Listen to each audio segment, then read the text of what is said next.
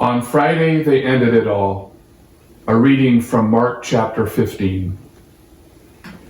As soon as it was morning, the chief priests held a consultation with the elders and scribes and the whole council. They bound Jesus, led him away, and handed him over to Pilate. Pilate asked him, "Are you the king of the Jews?" Jesus answered him, "You say so." Then the chief priests accused him of many things. Pilate asked him again, "Have you no answer? See how many charges they bring against you." But Jesus made no further reply, so that Pilate was amazed. The chief priests stirred up the crowd to have Pilate release Barabbas. "What do you want me to do with the man you call the King of the Jews?" he asked. They shouted back, "Crucify him!" Pilate asked them, "Why? What evil has he done?" But they shouted all the more, "Crucify him! Crucify him!" So Pilate, wishing to satisfy the crowd, released Barabbas for them, and after flogging Jesus, he handed him over to be crucified. Then the soldiers led him into the courtyard of the palace, and they called together the whole cohort. And they clothed him in a purple cloak, and after twisting some thorns into a crown, they put it on him, and they began saluting him, "Hail, King of the Jews!" They struck his head with a reed, spat upon him, and knelt down in homage to him. After mocking him, they stripped him of the purple cloak and put his own clothes on him. Then they led him out to crucify him.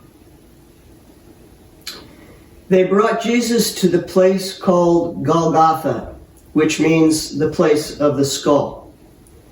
And they offered him wine mixed with myrrh, but he did not take it.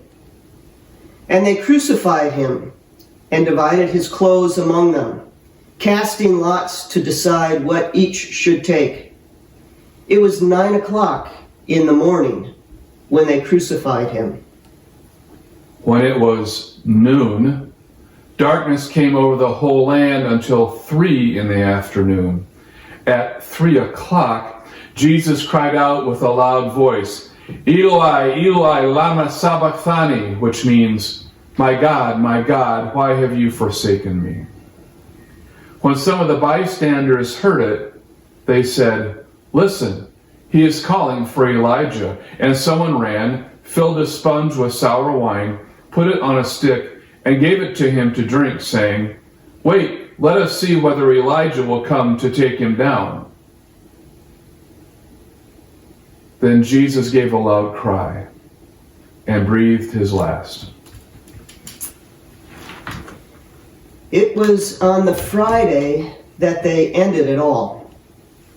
Of course, they didn't do it one by one. They weren't brave enough. All the stones at one time, or no stones thrown at all. They did it in crowds where you can feel safe and lose yourself and shout things you would never shout on your own, or do things you would never do if you felt the camera was watching you. It was a crowd in the church that did it, and a crowd in the civil service that did it, and a crowd in the street that did it, and a crowd on the hill that did it. And he said nothing. He took the insults, the bruises, the spit on the face, the whip on the back, the curses in the ears. He took the sight of his friends turning away, running away, and he said nothing. He let them do their worst until their worst was done. As on Friday, they ended it all, and would have finished themselves had he not cried, "Father, forgive them." And so began the revolution.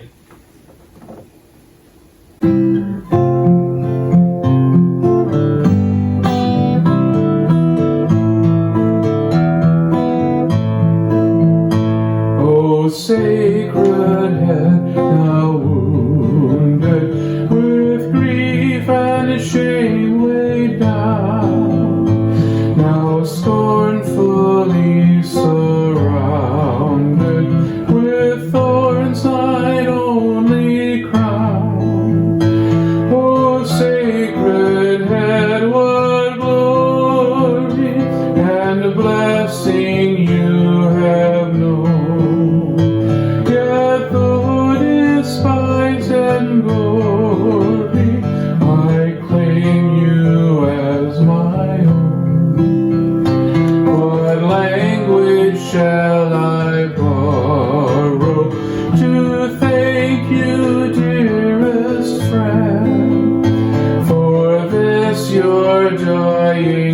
sorrow.